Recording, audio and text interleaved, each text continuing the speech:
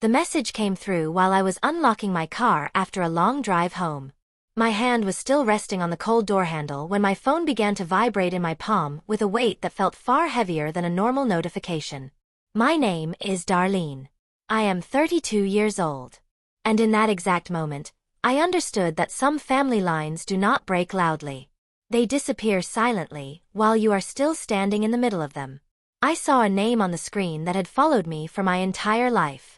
And I read the words slowly, one by one, until they settled in my chest. They said the front door locks had been changed. They said the gate code had been reset. They said they no longer trusted me. I did not call back. I did not argue. I did not ask for an explanation. I only typed one line carefully and without shaking. Noted. That was clever. I locked my phone and let my hand fall to my side as if nothing had happened. But they forgot one thing, and it was not something small. There are things you cannot lock with a key. There are doors that stay open no matter how many codes are changed, and there are positions a person can stand in without ever walking through the front gate. Everything they thought they were controlling was only the surface of something they never looked deep enough to notice.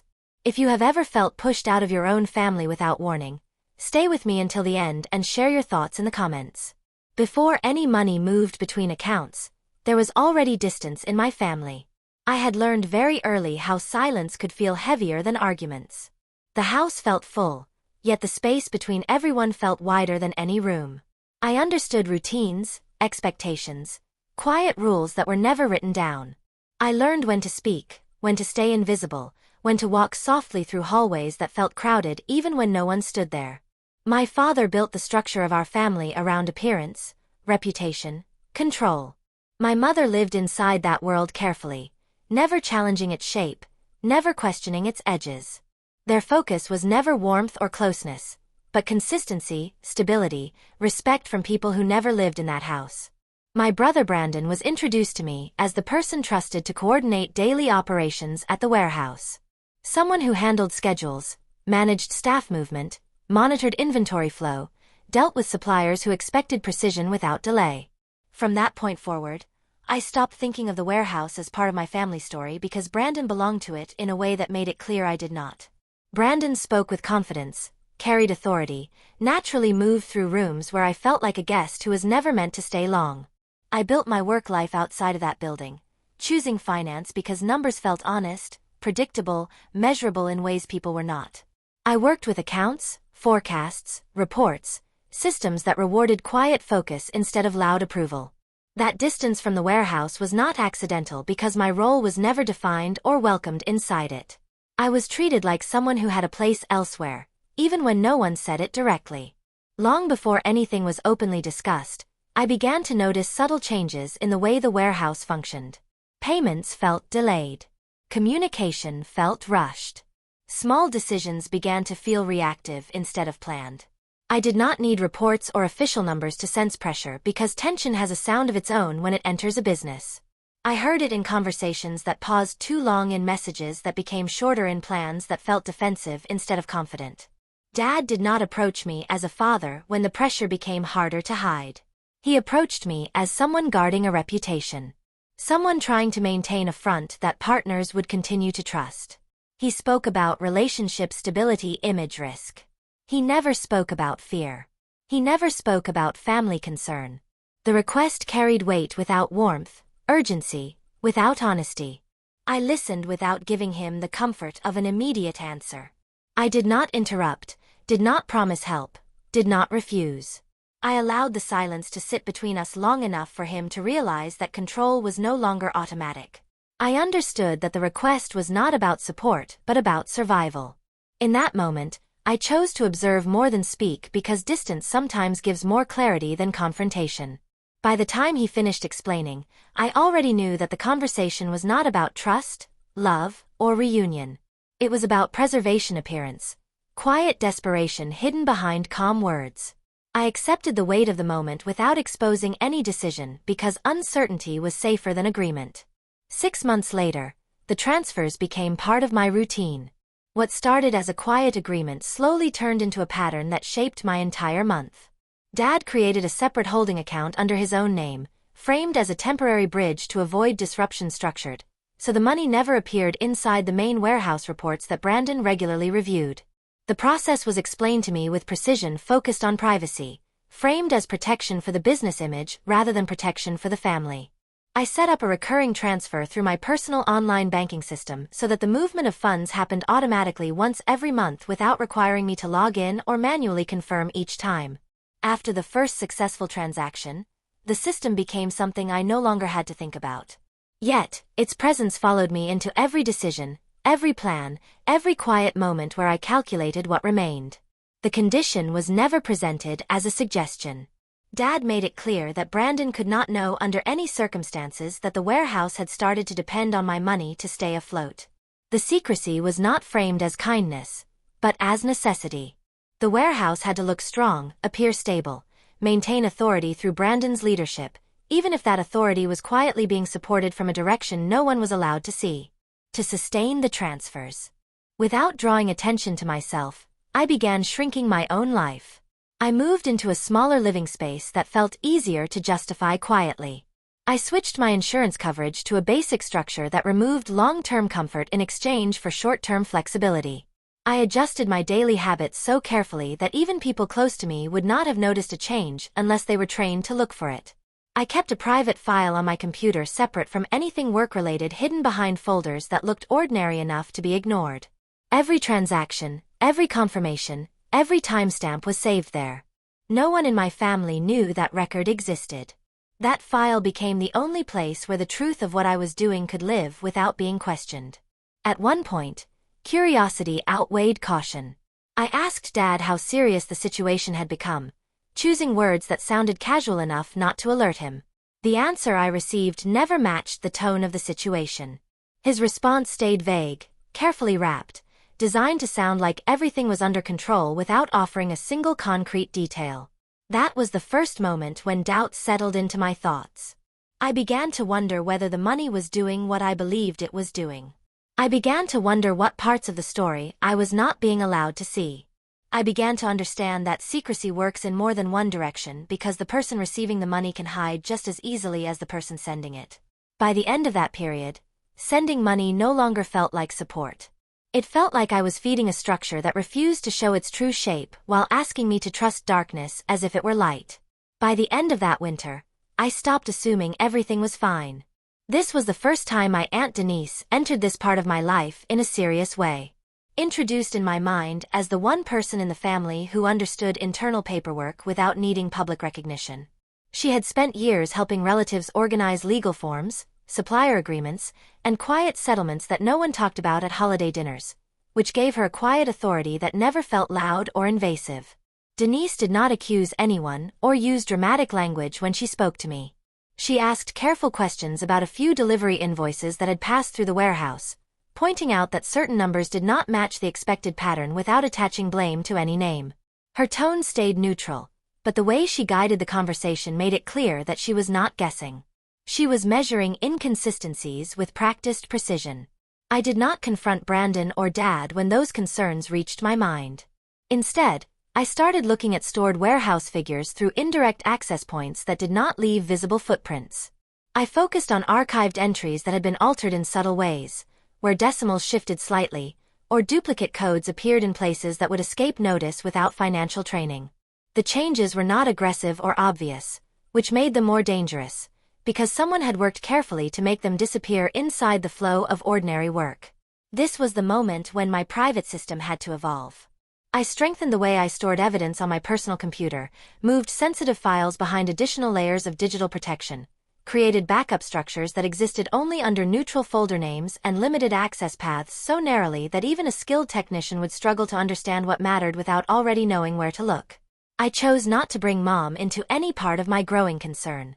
That decision was not based on fear or hesitation, but on the understanding that emotional loyalty could compromise clarity.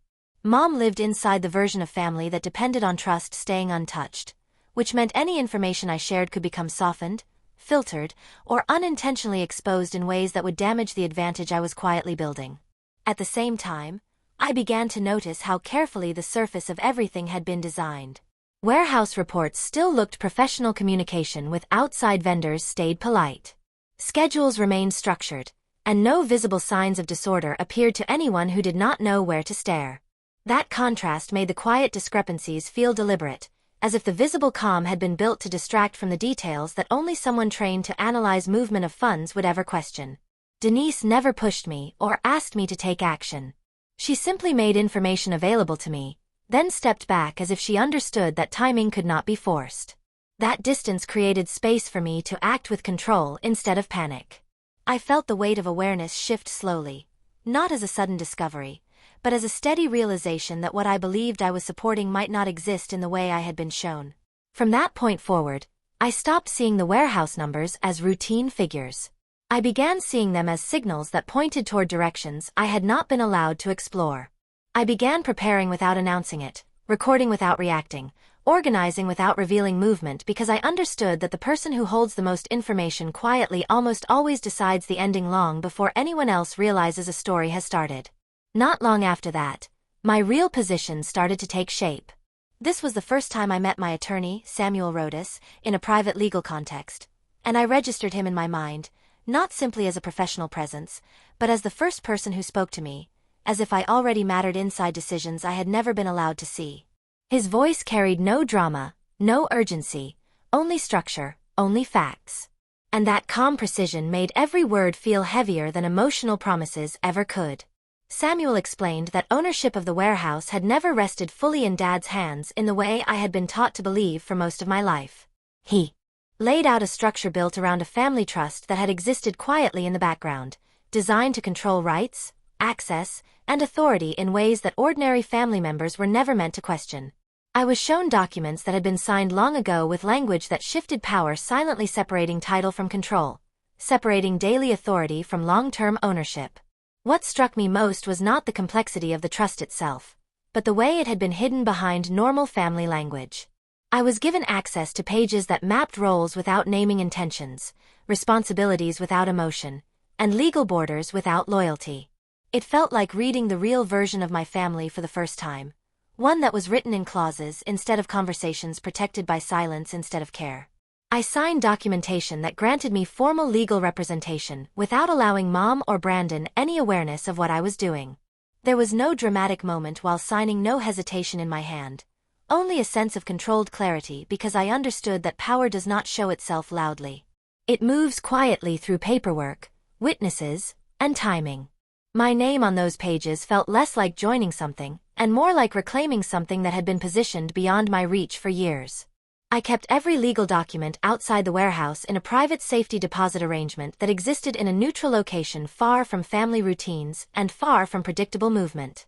The material was sealed, categorized, monitored on my own schedule, protected from accidental discovery. I did this not because I feared being caught, but because I refused to allow my preparation to be shaped by someone else's reaction. From that point on, I began preparing for the possibility of a public confrontation without speaking of it out loud.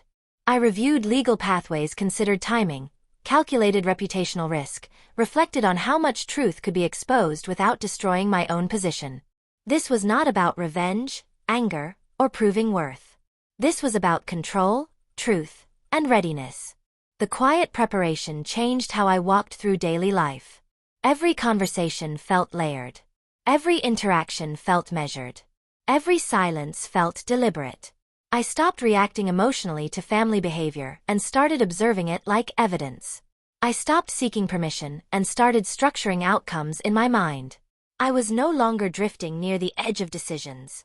I was standing closer to their center without anyone being able to see where I had moved. Those were not loud changes. They did not happen in public. They did not come with speeches.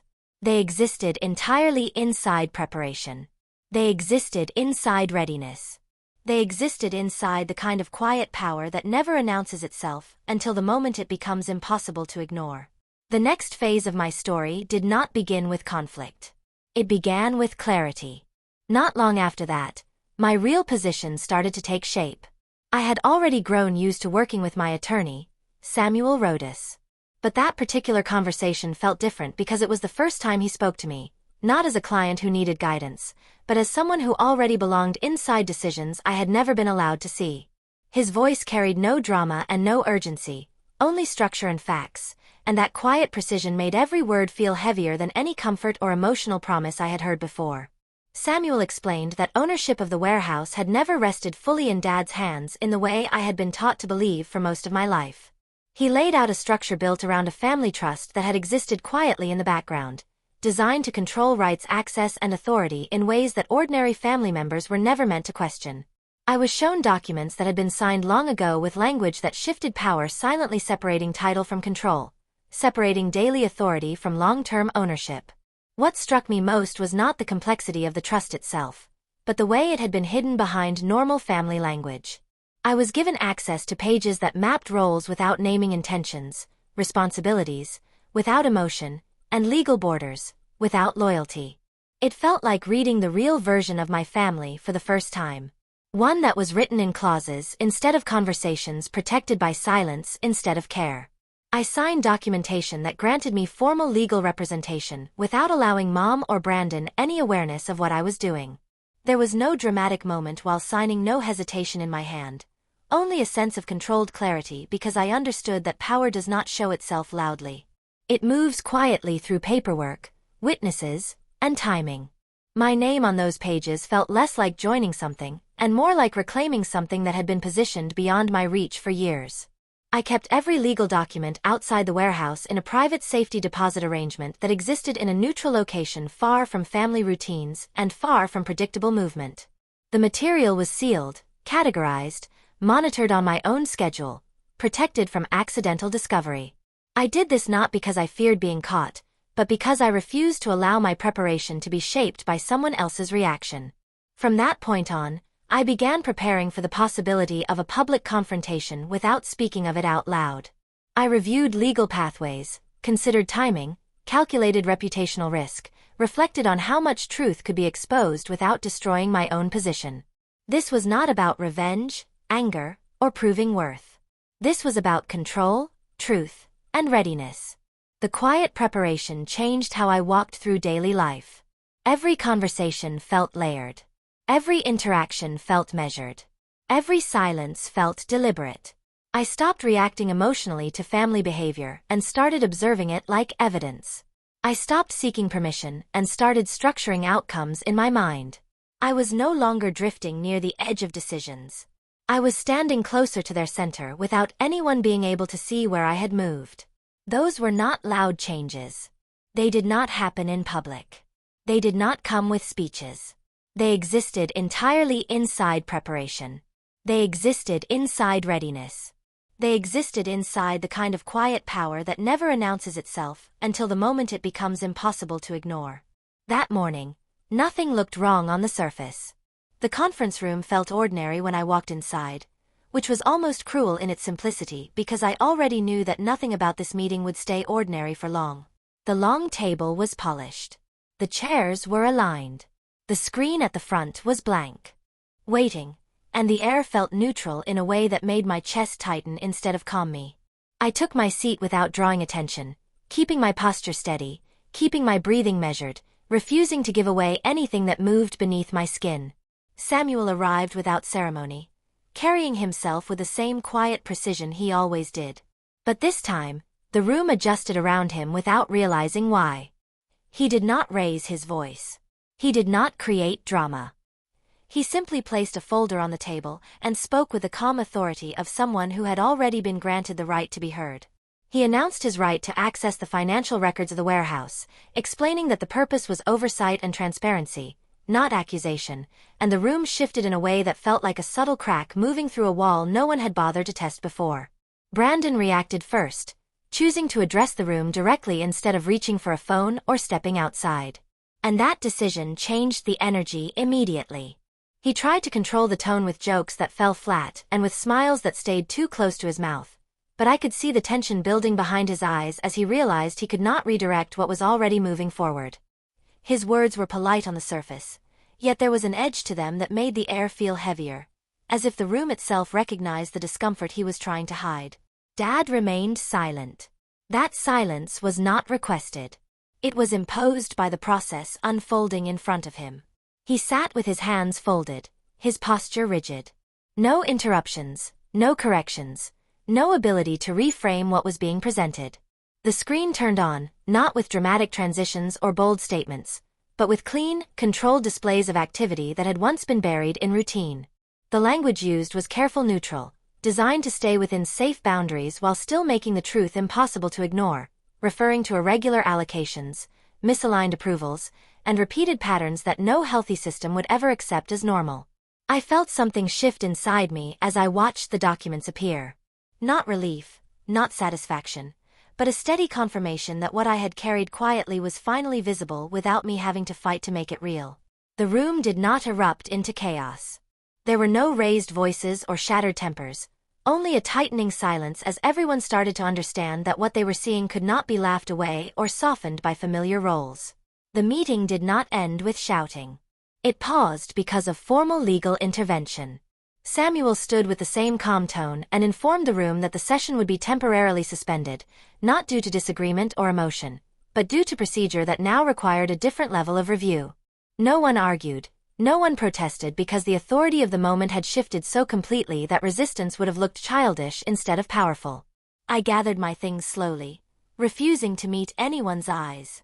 Not out of fear, not out of triumph, but because I understood that the surface had finally broken, and what waited underneath could no longer be controlled by silence alone. Some truths do not explode when they surface. They simply remove the floor you thought was solid. 6 months later, no one called anymore. The silence did not arrive suddenly, and it did not feel dramatic when it settled into my life. It came slowly replacing habits that once demanded attention, until one day, I realized that no voice from that house was reaching me at all. There were no missed calls to ignore, no messages waiting, no arguments trying to pull me back into a role I had already outgrown. What remained was a calm that felt unfamiliar, then slowly started to feel permanent. Dad was formally required to step down from operational control after internal legal reviews completed their process, and his departure happened without spectacle, without shouting, without public collapse, which somehow made it feel heavier. The authority he protected for so long simply stopped belonging to him, and there was nothing he could do to negotiate it back once the evaluations were finalized. His name disappeared from documents, from approvals, from the quiet power he once held behind closed doors. Brandon lost his ability to appear as a representative of the warehouse in official dealings. He was no longer allowed to speak for the operation, no longer authorized to negotiate on behalf of anything that required formal recognition. The change did not come with an announcement or a warning that could be softened by explanation. It was simply enforced, and the space where his influence once lived became empty in a way that could not be filled by attitude or performance. Mom did not fight the distance when access collapsed completely. She did not send long messages, nor did she try to find alternative paths back into my life once every direct channel closed. The absence of her effort was more final than any confrontation could have been because it meant she understood that the doors were not temporarily shut. They were gone. I chose not to return to take control of anything, even though that was the path everyone assumed I would follow once the dust settled. Instead of stepping forward to occupy the space that had been cleared, I sold my portion quietly and without ceremony. The decision did not feel like revenge, and it did not feel like defeat. It felt like choosing a future that was not built on proving anything to people who only respected power when it belonged to them. Leaving was not dramatic, and it was not emotional in the way people expect when someone walks away from history. I packed what mattered closed. The last connection chose a place where no shared memories followed me into the rooms. I did not forward mail, did not leave numbers behind, did not create soft exits that could be reopened by guilt or nostalgia. The move was clean, intentional, and built to last. There were moments when I stood alone in a new space and noticed how quiet it felt without the constant pull of expectation. But the quiet never felt empty. It felt solid, like a floor that could support me without cracking under the weight of other people's demands. I no longer measured my worth through access or approval. And I no longer waited for permission to exist on my own terms. Nothing was repaired and nothing was recovered. What changed was simpler and more permanent than reconciliation. I stopped belonging to a version of life that required me to shrink to fund survival to protect images that were never mine. The line was not drawn in anger, and it was not drawn in desperation. It was drawn because I had finally learned that peace is not something you negotiate for, but something you choose when you stop answering calls that were never meant to save you.